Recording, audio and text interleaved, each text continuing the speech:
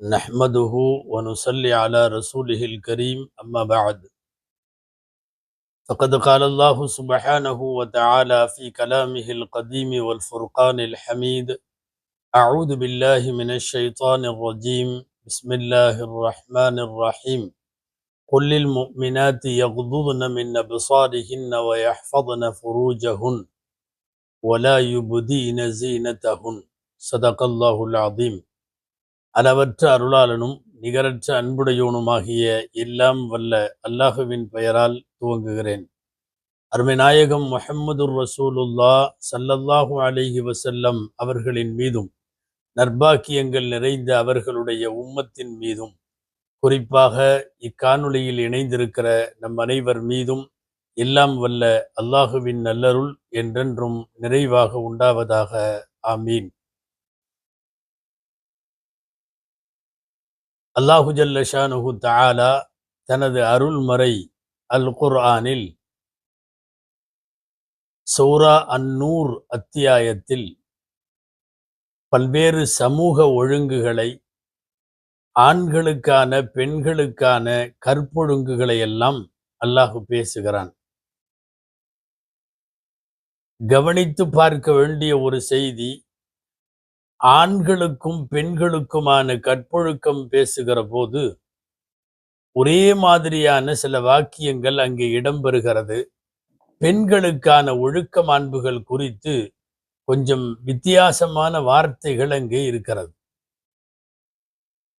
நபியே, முஸ்லிமான முஃமினான இறை நம்பிக்கையுள்ள ஆண்களுக்கு சொல்லுங்கள், அவர்கள் பார்வையை தாழ்த்தி கொள்ளட்டும், தங்கள் மறைவிடங்களை பாதுகாத்து கொள்ளட்டும் என்று இரண்டு அம்சங்களை சொல்லுகிறான்.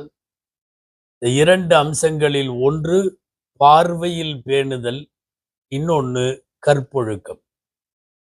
இதே வார்த்தையை அடுத்த வசனத்தில் அப்படியே பெண்களுக்கு சொல்லுகிற போது இந்த இரண்டு மட்டும் சொல்லவில்லை, இன்னொன்றை சேர்த்து சொல்லுகிறான். பார்வைகளை தாழ்த்தி கொள்ளட்டும், தங்கள் மறைவிடங்களை பாதுகாத்து கொள்ளட்டும், அவர்கள் தங்கள் அழகை வெளிக்காட்ட வேண்டாம்.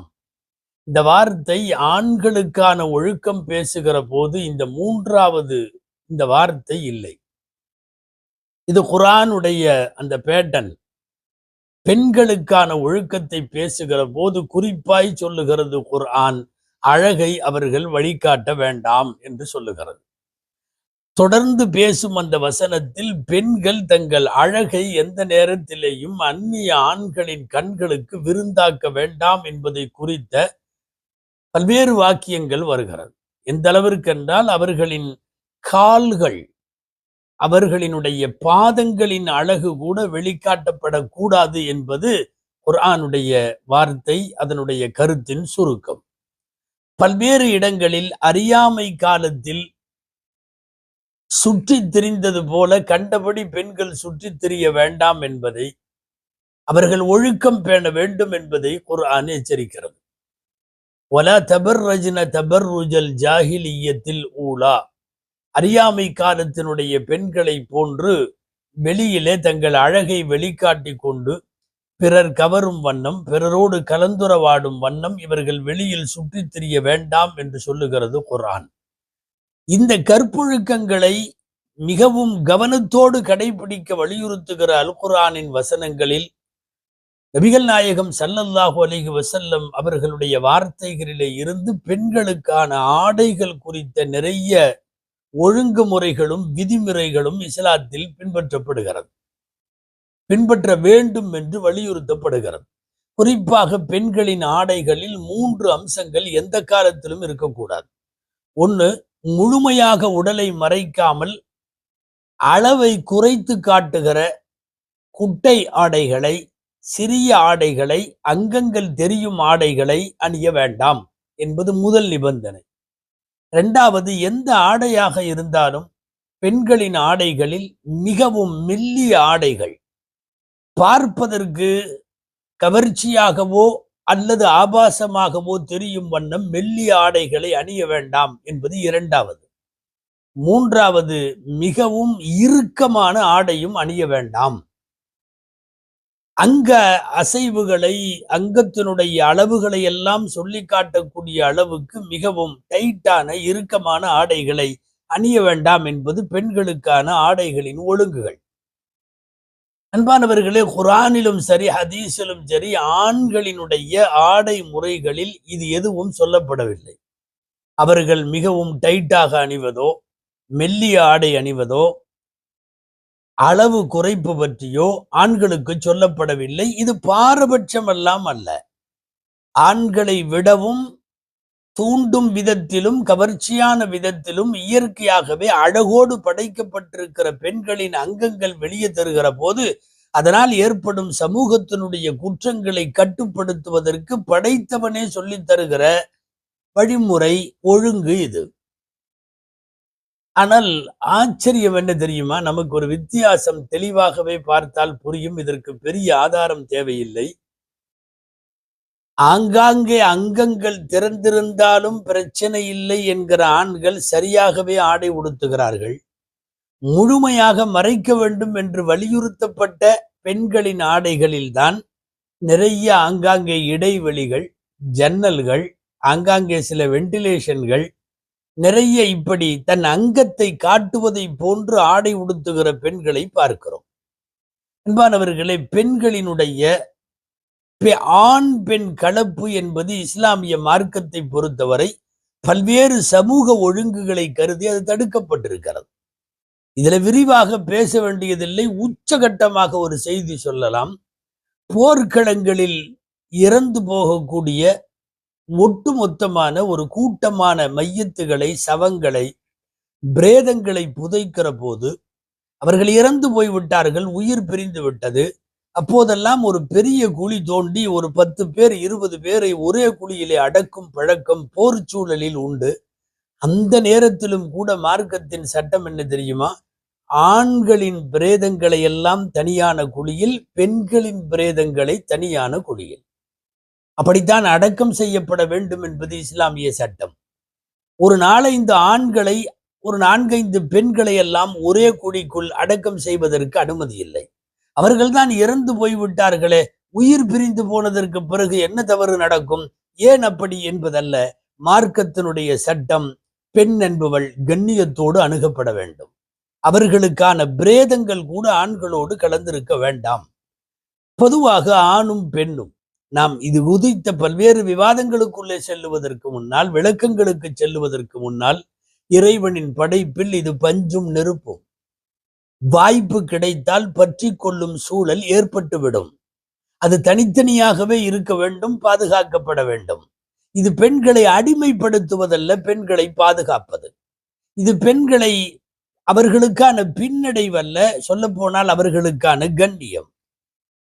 எல்லா காலத்திலும் இந்த உலகத்தில் இறைவனின் படைப்பில் ஆண் என்பதும் பெண் என்பதும் எதிரெதிர் பாலினங்கள். ஒன்றின் மீது ஒன்று ஈர்ப்பு இருக்கத்தான் செய்யும். நீங்கள் மேடைகளில் அழகிய விவாதங்களாக அப்படி இப்படி கண்ணை பார்த்துக்கணும், கண்ணை நீங்க கீழே பார்த்துக்க வேண்டியதானே, ஏன் பார்க்கறீங்க என்பதெல்லாம் மேடைகளிலே பேசவும், ஒழிக்கவும், குறைக்கவும் அது சரியாக இருந்தாலும், இயற்கையில ஒரு ஆப்பர்ச்சுனிட்டி கிடைத்து விட்டால் தவறுகள் நடந்துவிடும். இதுதான் உலகத்தினுடைய நியதி. ஆணுக்கு பெண் மீது, பெண்ணுக்கு ஆண் மீது எதிர்பாலினத்தின் ஈர்ப்பு என்பது படைப்பின் அமைப்பிலேயே இருக்கிறது. அதனால் தான் பெண்களுக்கு இந்த மார்க்கம் மிகப்பெரிய சொத்தாக, அணிகலனாக, ஆபரணமாக வெட்கத்தை வைத்திருக்கிறது. வெட்கம் எல்லாருக்கும் நல்லது. அது பெண்களிடம் இருந்தால் மிகவும் நல்லது. அதுவும் கன்னி பெண்களிடம் அது மிக மிக நல்லது. வெட்க உணர்வும் ஈமானிய உணர்வும், நான் சொல்லவில்லை, நபிகள் நாயகம் ஸல்லல்லாஹு அலைஹி வஸல்லம் சொல்லுகிறார்கள், வெட்கமும் ஈமானும் 2 கொம்புகளை போல், ஒன்றான 2 ஜோடிகளை போல். ஒன்று போனால் இன்னொன்று போய்விடும். இதா ருஃபிஅ அஹதுஹுமா ருஃபிஅ அல் ஆகர், இதா ஃபுகித அஹதுஹுமா ஃபுகித அல் ஆகர். வெட்கம் போனால் ஈமான் போய்விடும். ஒன்றுக்கொன்று அப்படிப்பட்ட தொடர்புடையவை. வெட்கம் வேண்டும், குறிப்பாக பெண்களிடம். இது ஏதோ இஸ்லாம் மட்டுமல்ல, எல்லா சமயங்களும் அதை வலியுறுத்துகிறது. பெண்களிடத்தில் இருக்கக்கூடிய வெட்கம், நாணம் குறித்து வெறுமனே ஆடைகளை குறைத்து காட்டுவதும் வீதிகளில் சுற்றித் திரிவதும் தான் இன்றைய பெண்ணுரிமை என்றால் அந்த பெண்ணுரிமை நாசமாகட்டும். தொழில் சார்ந்து, கல்வி சார்ந்து, பதவி சார்ந்து மிக உயர்ந்த இடங்களுக்கு பெண்கள் செல்லுவதை தடுக்கவில்லை. ஆனால் அது அரைகுறையான ஆடைகளோடு, ஆடல் பாடல்களோடு அப்படித்தான் நடக்கும் என்றால் அப்படிப்பட்ட பெண்ணியம் என்பது ஒழிக்கப்பட வேண்டும். அதில் சந்தேகம் இல்லை. அந்த பெண்ணியம் பேசுபவர்களின் கருத்துக்கள் மிக மோசமானவை என்பது சமூகத்திலே நாம் புரிந்து கொள்ள வேண்டும். அன்பானவர்களை, விலங்கினங்களுக்கும் மனிதனுக்கும் இருக்கிற வேறுபாடு வெட்கம். ஒரு மிருகம் தெருவில நின்று ஒரு பப்ளிக்ல சிறுநீர் கழிக்கவோ தன் சுய தேவையை நிறைவேற்றவோ ஒரு மிருகம் தயங்காது. மனிதன் அப்படி செய்ய மாட்டான், செய்ய முடியாது. ஒரு குப்பை தொட்டியிலே நின்று கொண்டு எல்லாருடைய பார்வைக்கு முன்னாலே கால்நடைகளால், விலங்குகளால் தன்னுடைய கழிவை நிறைவேற்றிக் கொள்ள முடியும். ஒரு ஆண் அதற்கு மறைவிடம் தேடுவான், ஒரு பெண் மனிதன் மறைவிடம் தேடுவான். ஒரு விலங்கு அல்லது கால்நடை தன் ஜோடியோடு சேருவதற்கு எல்லா உயிரினங்களும் மறைவை தேடுவதில்லை. அதிலேயும் கூட சில உயிரினங்கள் மறைவில் தான் அதை வைத்துக் கொள்ளுகிறது. மறைவை தேட வேண்டும் என்கிற அவசியம் இல்லை. ஆனால் மனிதன் அப்படி அல்ல. அவனுக்கு சுற்றிலும் மறைக்கப்பட்ட ஒரு இடம் வேண்டும். தன்னுடைய மனைவியிடம் தன்னுடைய சுய தேவையை நிறைவேற்றி கொள்ள, இச்சையை தீர்த்து கொள்ளுவதற்கு கூட இந்த வெட்கம் மனித உணர்வோடு ஒன்றி போயிருக்கிறது. எனவே வெட்கம் இல்லாமல் வரக்கூடிய பெண்களை பொறுத்தவரை மார்க்கத்தினுடைய பார்வையில் அவர்கள் மிகவும் தவறானவர்கள், ஆபத்தானவர்கள், ஆபாசமானவர்கள் என்கிற எச்சரிக்கை மார்க்கத்தில் இருக்கிறது. இதுவெல்லாம் நாம் சிந்திக்க போகிற இந்த ஜும்மா சிந்தனையுடைய முன்னோட்டம். பாருங்கள், விஷயத்திற்கு வருவோம். சமீப காலங்களில் புர்கா அணிந்து கொண்டிருக்கிற முஸ்லிம் பெண்களுக்கு இடையிலே கூட இது போன்ற அங்கங்களை அடுத்தவர்களுக்கு காட்டுகிற, ஆடிப்பாடி பிறரை மகிழ்விக்கிற, அதன் மூலம் தரப்படுகிற பாராட்டுகளை பெற்றுக்கொள்ளுகிற ஒரு மனோபாவமும் தாகமும் ஆசையும் நிறைய வந்திருக்கிறது. அது ரீல்ஸ் ஆசைகள். ஏதாவது ஒரு பாட்டை போட்டுவிட்டு அந்த பாட்டிற்கு ஏற்ப ஆடுவது, ஏதாவது ஒரு டான்ஸை பதிவிட்டு அதை பப்ளிக்ல அதை வெளியிடுவது, இதை பார்த்து விட்டு ஆகா அருமை என்று யாரெல்லாம் பாராட்டுகிறார்களோ அந்த பாராட்டுக்கு ஏங்குவது. இது சமீப காலங்களில் பெண்களிடத்திலே வந்திருக்கிறது. திறமைகள் பாராட்டப்பட வேண்டும் என்று விரும்பக்கூடியவர்கள் பெண்கள். என் அழக மற்றவங்க ரசிக்கணும். இது என்ன மாதிரியான மனோபாவம்? அன்பானவர்களே, சமீப காலங்களில் இது அதிகமா இருக்கு. நான் ஆடி பாடுற என் திறமையை 4 பேர் பாராட்டணும், என் அழகை நிறைய பேர் ரசிக்கணும், அதுக்கு நிறைய பேர் லைக் போடணும், அதை பார்த்துட்டு ஆகா அருமை என்று சொல்லி இந்த பெண்ணுடைய உடம்பை வர்ணித்து இவர்கள் சில வார்த்தைகள் எழுதணும். அதை எதிர்பார்த்து இந்த ரீல்ஸ் பதிவுகளை போடுகிற மனோபாவத்தை பச்சையா சொன்னா தப்பா போயிரும். இது எந்த மாதிரியான ஒரு பாராட்டுக்கு ஏங்குகிற வேலை அப்படின்னு தெரியல. இன்னைக்கு அப்படி நிறைய பேர் இறங்கிட்டாங்க. புர்காக்களோடு சினிமா பாடல்களுக்கு ஆடுகிறார்கள். கேட்டா எனக்கு பிடிச்சிருக்கு. அதை பார்த்து விட்டு பாராட்டுபவனினுடைய பாராட்டு வார்த்தைகளுக்கு ஏங்குகிறார்கள். நீங்கள் உண்மையாகவே திறமைக்கு பாராட்டும் உங்களுக்கான மதிப்பும் மரியாதையும் வேண்டுமென்றால் கல்வியில், தொழிலில், வேலை வாய்ப்பில், ஒரு குடும்பத்தை நிலைநிறுத்துவதில், பிள்ளைகளை வளர்த்து வென்றெடுத்து ஆளாக்குவதில், கணவனோடு இணைந்து நீங்கள் பணியாற்றுவதில், உயரத்தை தொட, உச்சத்தை தொட, சிகரம் தேட நிறைய வழிகள் உண்டு. அப்படி பாராட்டு பெறலாமே. ஒரு பாட்டை போட்டு உடம்ப குலுக்கி ஆடி அதை மற்றவர்களின் கண்களுக்கு விருந்தாக்குகிற அதுக்கு பேரு வேற. ஒரு ஊரில் எல்லாரும் ஆடை உடுத்தி இருக்கிற போது ஃபேமஸ் ஆகணும்னா வேற வழியே இல்லை. அம்மனமா ஓடனா எல்லாரும் திரும்பி பார்ப்பாங்க என்கிற ரீதியில் யார் ஃபேமஸ் ஆகணும்னு நினைப்பாங்களோ அப்படிப்பட்ட ஒரு சூழ்நிலை.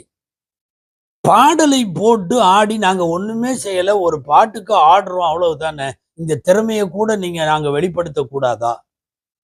அப்படி பாடவும் ஆடவும் நீங்கள் சார்ந்திருக்கிற மார்க்கத்தில் அனுமதி இல்லை. ஒண்ணு. சமூகத்திலேயும் அது முகம் சுளிக்கும் அவலம். 2.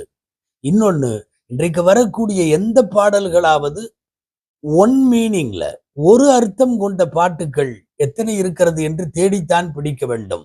அத்தனை பாடல்களிலும் ஆபாசம், விரசம், டபுள் மீனிங், ட்ரிபிள் மீனிங் எல்லாம் உள்ளுக்குள்ளே வைத்திருக்கிற அந்த வார்த்தைகளுக்கு நீங்கள் ஆடுகிற போது, இது நல்ல பொண்ணு, திறமையான பொண்ணு என்கிற பார்வையோடு தான் பார்வையாளர் பார்ப்பானா, அல்லது வேறு கண்ணோட்டத்தில் பார்ப்பானா?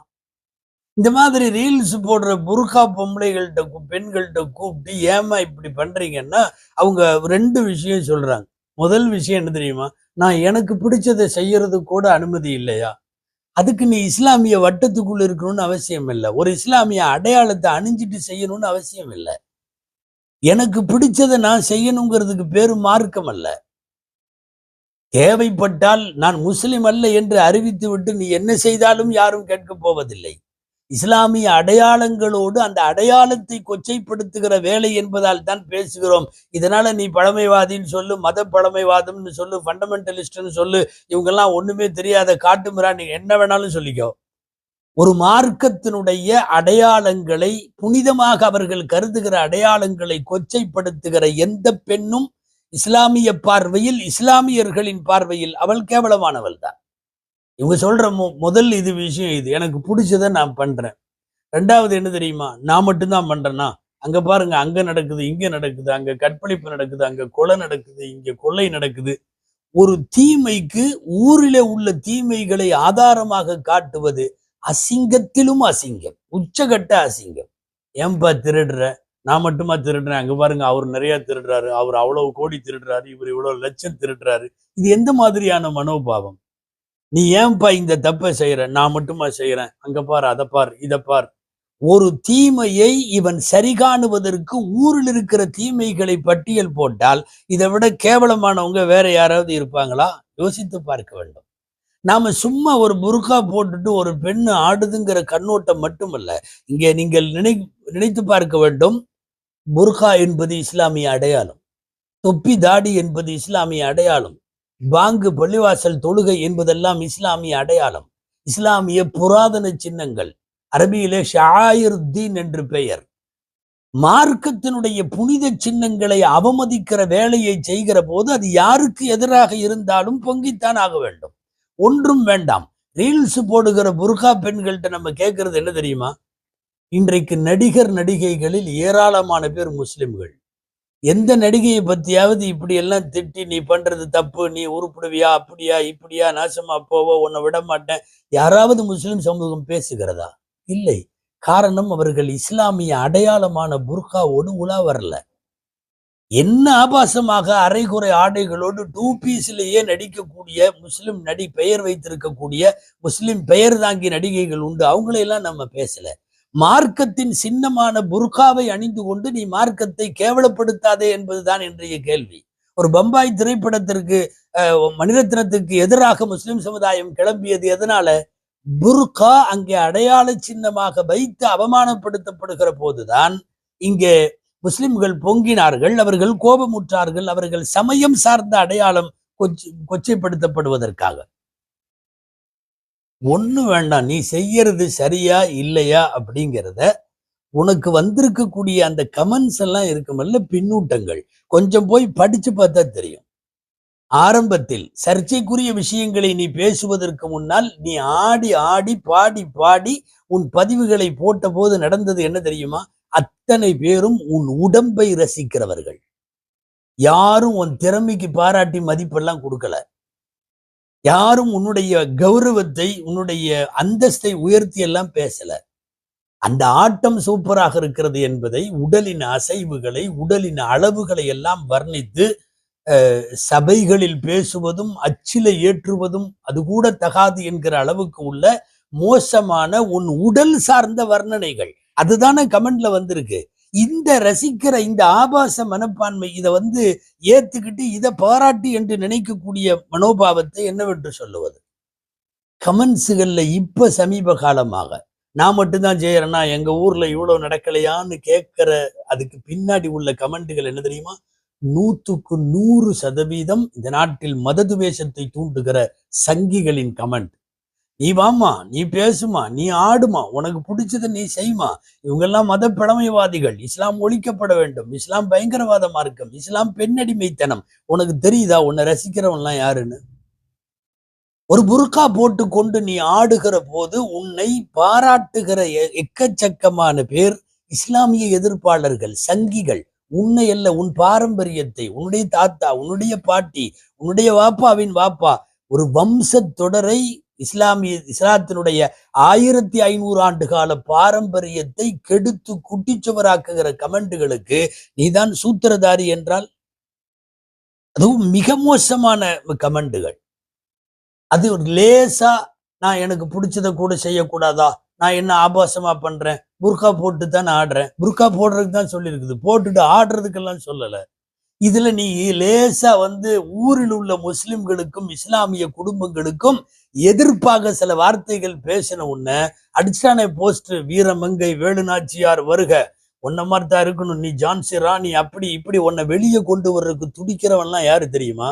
இஸ்லாமிய எதிர்ப்பாளர்கள் அத்தனை பேரும்.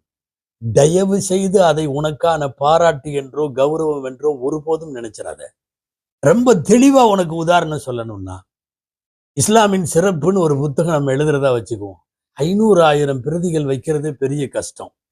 இதையே கொஞ்சம் நெகட்டிவ் தாட்ஸ்ல இஸ்லாத்துக்கு எதிரா இஸ்லாமிய பயங்கரவாதம், இஸ்லாமிய அடிமைத்தனம், இஸ்லாமிய புர்கா, இஸ்லாமிய ஜிஹாத், இதை பத்தி எழுதனா லட்சக்கணக்கான பிரதி வித்துரும். இன்னைக்கு இந்தியாவில மததுவேஷிகள், சங்கிகளால் அந்த புக்கு ரொம்ப வேகமா வளர்ந்துரும். அவனை நாம விளம்பரம் பண்ண வேண்டியதில்லை, அவனே பண்ணிடுவான். அற்புதமான புத்தகம், ஆகா உண்மையை உறக்க சொல்லிவிட்டார், மங்கைய வருக, வேலுநாச்சியார் வருக, தீரன் வருக, என்னென்னமோ சொல்லுவான். இஸ்லாமிய எதிர்ப்பை பேசுகிற இடத்தில் உன்னை வரவேற்க ஆயிரக்கணக்கான பேர் தயார். ஒரு குறிப்பிட்ட ஊரினுடைய கேவலங்களை பேசுகிறேன் என்கிற பெயரால் நீ அள்ளி செழித்த சேற்றை, விஷத்தை, விஷம் என்கிற விமர்சனம் என்கிற பெயரிலான விஷத்தை கக்கிய பிறகு ஆயிரக்கணக்கான பேர் உன்னை பாராட்டுறதுக்கு வரிசையில வந்துட்டான்னு பார்க்கிற போது நீ எந்த மாதிரியான கமெண்ட்ஸ்களை எதிர்நோக்கி கொண்டிருக்கிறாய் என்பது புரிய வேணாமா? இதற்கு கூட பரவாயில்லை, சில பெயர் தாங்கி முஸ்லிம்கள் அவன் வரிசையா இந்த பக்கம் வருவான். என்னன்னா, இன்னமும் எவ்வளவு காலத்திற்கு முஸ்லிம் பெண்ணை பொத்தி வைக்கிறீர்கள், அவர்கள் புர்கா போட்டு ஆடக்கூடாதா, அவர்கள் புர்கா போட்டு பாடக்கூடாது. இந்த பேசுற எவனும் அவங்க வீட்டுல இருக்கிற அம்மாவோ அக்காவோ தங்கச்சியோ மனைவியோ மகளோ. ஆடுறத ஒருபோதும், நல்லா சொல்லிக்கிற, புர்கா போட்டு ரீல்ஸ் போட்டு ஆடி பாடி மகிழ்ந்து அதன் பாராட்டுக்கு இயங்குகிற பெண்களுக்கு சொல்லுகிறேன், உங்களுடைய கமெண்ட்ல உங்களுக்கு ஆதரவாக போடுகிற எவனும் அவன் குடும்பத்து பெண்ணை ஆட விட்டு வேடிக்கை பார்ப்பவன் அல்ல. தெருவில் யாரோ ஆடுறாங்க, கை தட்டுவோம். இதுல நம்ம ஆளுங்க சில பேர் அவன் முற்போக்கு பிற்போக்குன்னு நிறைய விளக்கம் எல்லாம் பேசி வச்சிருக்கான். அதாவது முழுசா ஒரு பொண்ணு உடம்ப மறைச்சிட்டான்னு வைங்களேன், இன்னைக்கு அவளுக்கு பேரு பிற்போக்கு. அங்கங்க நல்லா தெரிகிற மாதிரி குனிஞ்சும் குலுங்கியும் சொல்லுவதற்கு தகாத விரசமாகிவிடும். அப்படியெல்லாம் ஒருத்தி குத்தாட்டம் போட்டானா அவ முற்போக்கான பெண். இது என்னடா இது மனப்பான்மை, இது என்ன உங்களுடைய இலக்கியம்? இதுக்கு பேர் இலக்கியவாதிகள்னு பேர். பின்னவீனத்துவம் போன்ற மிக மோசமான சிந்தனைகளை கொண்டிருப்பதெல்லாம் இலக்கியம் என்றால் அந்த இலக்கியம் நாசமாகட்டும் என்று சொல்லுகிறோம். இலக்கியம்னா என்ன? Literature is the record of best thoughts என்று சொல்லுவார்கள். லிட்ரேஷன் சிறந்த சிந்தனைகளுடைய பதிவு. சிறந்த சிந்தனைகளை பதிவு செய்தால் அதற்கு பெயர் தான் இலக்கியம், அதற்கு பெயர் தான் முற்போக்கு. இவன் ட்ரெஸ்ஸை கழட்டிட்டா முற்போக்கு, ட்ரெஸ்ஸை முழுசா மூடிட்டா பிற்போக்கு. இதை யாராவது இப்படி ரீல்ஸ் போடுகிற பெண்கள் இது சரியில்லைம்மா, மார்க்கத்தினுடைய அடையாளத்தை நீங்கள் கொச்சப்படுத்துகிறீர்கள் என்றெல்லாம் சொல்லிவிட்டால் உடனடியா களத்துல இறங்கி இவங்க ஃபண்டமெண்டலிஸ்ட், இவங்க மத அடிப்படைவாதிகள், இவங்க தொப்பி வச்சிருப்பாங்க, தாடி. உன்னுடைய பார்வையில் 5 நேரம் தொழுகைக்கு போகக்கூடாது, அதுதான் முற்போக்கு. கரெக்டா நோன்பெல்லாம் பிடிக்க கூடாது, அதுதான் முற்போக்கு. ஜாலியா தோல்ல கை போட்டு ரோட்ல சுத்தணும் ஒரு பெண்ணு, கூடுமான வரையும் குட்டப்பாவாடையோட இருந்தா இன்னும் ரொம்ப நல்லது. இதெல்லாம் முற்போக்கு. இந்த முற்போக்கு நாசமாகட்டும் என்று சொல்லுகிறோம். முற்போக்கு பிற்போக்குக்கான அளவுகோலை தீர்மானிக்கிற இடத்தில் ஆடை ஏன் வருகிறது? இன்னைக்கு இந்த ரீல்ஸுகளுக்கு பின்னால் ஏற்படுகிற விமர்சனங்கள்ல கேட்கிறாங்க, ஆடையை வைத்து நீங்கள் இப்படி செய்யலாமா? நீ அந்த ஆடையை அவுத்து ஆடுறதைத்தானே முற்போக்குன்னு சொல்ற. நீ மட்டும் அந்த ஆடையை அளவுகோலாக முற்போக்கு பிற்போக்குக்கு வைக்கலாமா? நல்லா தெரிஞ்சுக்கணும், இவங்கெல்லாம் பழமைவாதிகள். ரீல்ஸ் போடுற பொம்பளைகளை பூரா திட்டுறாங்க. நல்லா தெரிஞ்சுங்க, புர்காவோடு. இன்றைக்கு படித்து யூபிஎஸ்சி தேர்வுகளில் வெற்றி பெற்று ஐஏஎஸ்ஆ போய் உட்கார்றவங்க, ஐபிஎஸ்ஆ போய் உட்கார்றவங்க, நாட்டுல உயர்ந்த இடத்திற்கு உயர்ந்த பதவிக்கு, ஏன் பைலட்டா இருக்கிறவங்க எத்தனையோ பேர், கப்பல்ல மாலுமிகளா இருக்கிறவங்க, இந்த உயர் பதவிக்கெல்லாம் முஸ்லிம் பெண்கள் இஸ்லாமிய அடையாளத்தோடு புர்காவோடு வருகிற போது பிரார்த்தனை செய்து, துவா செய்து, ஆசி வழங்கி, அன்பை பொழிந்து பாராட்டுகிற முஸ்லிம் சமுதாயம் இந்தியாவில் இருக்கிறார்கள். ஆனா உன்னை மட்டும் திட்டுறாங்கன்னா காரணம் என்ன தெரியுமா? நீ புர்காவை போட்டுட்டு ஐஏஎஸ் ஆகல, ஐபிஎஸ் ஆகல, நல்ல தொழிலும் நல்ல வேலையும் ஒரு சமுதாயத்தினுடைய கௌரவத்தை காப்பாத்துற வேலை இல்லை. ஒரு டபுள் மீனிங் பாட்டு போட்டுட்டு நீ ஆடுகிறாய், உன் உடலை ஆட்டி காட்டுகிறாய். இது எப்படி பாராட்டப்படக்கூடிய அம்சமாக அமையும்? எத்தனை முஸ்லிம் பெண்கள் டிஎஸ்பியா, அங்கங்க போலீஸ் அதிகாரிகளாக முதல் ஒரு முஸ்லிம் பெண் தமிழ்நாட்டுல, கர்நாடகாவில், ஆந்திராவில், ஹரியானாவில் எத்தனையோ இடங்கள்ல வருவதை பாராட்டி எத்தனை கமெண்ட்டுகள். ஒரே பெண் 10 மெடல் வாங்குகிறாள் கல்வியில, தங்க கோல்டு மெடல்கள், 5 மெடல்கள், 15 மெடல்கள். அவர்களை பாராட்டி நடக்கிற அந்த கமெண்ட்ஸுகளை போய் கொஞ்சம் பாரு. அது எவ்வளவு ஒழுக்கமாகவும் நேர்த்தியாகவும் பாராட்டப்படுகிறது என்பது. உடல் சார்ந்து, உன் உடை சார்ந்து, உன்னுடைய அங்க அவயங்களையும் அளவுகளையும் சார்ந்து இடப்படுகிற பின்னூட்டங்கள், நீ சொல்ல போனா வேற மாதிரி பொம்பளை என்று காட்டுவதற்கான கமெண்ட் தான் அவைகள். வெட்கப்படுகிறது முஸ்லிம் சமுதாயம் முன் போன்றவர்களை நினைத்தும். உனக்கு ஆதரவாக வக்காலத்து வாங்குகிற சில முற்போக்கு எழுத்தாளர்கள் என்கிற பெயரில் உழவுகிற சில விஷமிகளை குறித்தும் வேதனைப்படுகிறோம், வெட்கப்படுகிறோம். இதே எங்கள் சமுதாயத்தில் பள்ளிக்கூடத்தில், கல்லூரி வளாகத்தில், பரீட்சைக்கு, யூனிவர்சிட்டிக்கு, ஸ்கூல் காலேஜுகளுக்கு புர்காவோடு அனுமதிக்க மாட்டோம் என்று சொன்ன போது எதிர்த்து போராடி எனது புர்காவோடு தான் போவேன் என்று போராட்டம் நடத்திய முஸ்கான்கள் எல்லாம் இங்கே எங்களின் பார்வையில் வரிசையில் புனிதத்திற்குரியவர்களாக இருக்கிறார்கள். இந்தியாவே கொண்டாடியது. ஒரு பர்தாவோடு, ஒரு ஹிஜாபோடு நான் என் கல்வி நிலையத்திற்கு செல்லுவேன் என்கிற பிடிவாதம். நீயும் புர்கா போட்டு ஆடுற. உன்னோட கமெண்ட்ஸையும் படிச்சு பார்த்துட்டு கொஞ்சம் அந்த முஸ்கானுடைய கமெண்ட்ஸுகளையும் போய் கொஞ்சம் படிச்சு பாரு. ரெண்டுக்கும் இடையில இருக்கிற வேறுபாடு தெரியும். அந்த முஸ்கான் போன்றவர்கள் கல்விக்கு, உயர்கல்விக்கு, கல்லூரி படிப்புக்கு, பட்ட படிப்புக்கு போகிற போது நான் பர்தாவோடு போவேன் என்று பேசிய போது இந்தியாவை பாராட்டியதா இல்லையா? நாங்களெல்லாம் பாரத மாதா அல்ல, பர்தா மாதாவுக்கு ஜே என்று சொல்லி அவர் அந்த பெண்ணை பாராட்டினோம்.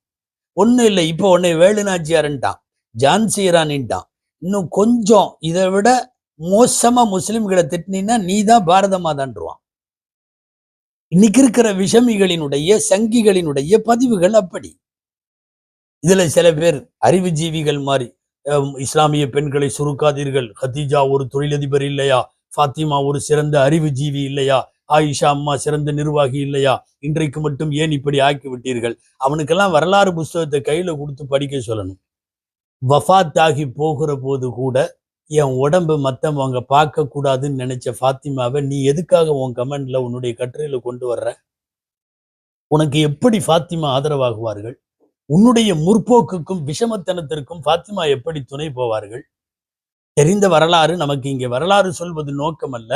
இறப்பதற்கு முதல் நாள் வரை அஸ்மா ரதியல்லாஹு அன்ஹா அவர்களை அழைத்து, என் ஜனாசா போகிற போது இரவிலே எடுத்து செல்ல வேண்டும், யாரும் பார்க்க கூடாது, அதுவும் மூடப்பட்ட சந்தூக்காக இருந்தால் நல்லது என்று சொல்லி, எங்கோ ஒரு பக்கத்து நாட்டிலே பிரேதங்களை எடுத்து செல்லுகிற போது மூடிய வண்ணம் உள்ளுக்குள்ளே இருக்கிற உடல் தெரியாமல் எடுத்து செல்லக்கூடிய, முழுமையாக வெள்ளை துணியால் போர்த்தப்பட்டு, அதுவும் பிரேதம், உயிரோடு உள்ளவர்கள் அல்ல, எந்த அசைவுமற்றிருக்கக்கூடிய ஒரு பிரேதத்தை எடுத்து செல்லுகிற போது மூடப்பட்ட நிலையில் எடுத்து சொல்ல வேண்டும் என்கிற ஃபாத்திமாவை கொண்டு வந்து பாட்டு போட்டு ஆடுறவளுக்கு இந்த முற்போக்குவாதி சில பேர் சொல்றான், ஹதீஜா நிர்வாகி, ஆயிஷா அறிவாளி, ஃபாத்திமா இப்படி. இவர்களை எல்லாம் நீ எதற்கு இழுக்கிறாய்? கற்பொழுக்கத்தில் எவ்வளவு தூரம் ஒருவள் உச்சத்தில் இருப்பாளோ அவள் இங்கே பாராட்டப்படுகிறாள். மீண்டும் சொல்லுகிறோம், நீங்கள் நன்றாக படிக்கலாம், உயர்ந்த இடத்திற்கு போகலாம், புர்காவோடு இருந்தால் உன்னை சமுதாயம் தூக்கி வைத்து கொண்டாடும். செய்யற கழிசடைத்தனமான வேலைகளுக்கு பின்னாலே ஊர்ல யாரும் பண்ணலையான்னு கேட்கறது. அதாவது தன்னுடைய வசவு வார்த்தைகள் பிறப்பது எப்போது தெரியுமா? அடுத்தவன் தீமையை அவன் செய்யவில்லையா என்று தன் தீமைக்கு ஆதாரம் காட்டுபவனை விட வடிகட்டிய முட்டாள் வேறு யாரும் இருக்க முடியாது. தயவு செய்து உன் கமெண்ட்ஸுகளை எல்லாம் ஒரு தடவை மறுவாசிப்பு செய்து, புர்காக்களோடு ரீல்ஸ் போடக்கூடிய பெண்மணிகள் தங்களை சுய பரிசோதனை ஒரு மறுவாசிப்பவர்கள் செய்ய வேண்டிய கடமை இருக்கிறது. எல்லாம் வல்ல அல்லாஹ்விடத்தில் துவா செய்ய வேண்டும். சமுதாய பெண்களுக்கு அல்லாஹ் மார்க்கம் சார்ந்த பற்றை, சமூகம் சார்ந்த அக்கறையை, அவர்கள் பெண்ணாக இருந்தாலும் அவர்கள் உடல் குறித்து மானம் குறித்து முக்கியமான கவனத்தை எல்லாம் வல்ல இறைவன் அவர்களுக்கு தருவானாக. முஸ்லிம் சமுதாயத்தை மட்டுமல்ல, ஒட்டுமொத்த பெண் சமுதாயத்தினுடைய கண்ணியத்தை ஆடை குறைப்பு போன்ற ஆடல் பாடல்களுக்கு ஆடி பாராட்டு பெறுகிற இந்த மனோபாவத்தை விட்டும் எல்லாம் வல்ல இறைவன் பாதுகாத்து அருள்வானாக. ஆமீன். வாஹிரு தஅவானா அல்ஹம்துலில்லாஹி ரப்பில் ஆலமீன். அஸ்ஸலாமு அலைக்கும் வரஹ்மத்துல்லாஹி வபரகாத்துஹு.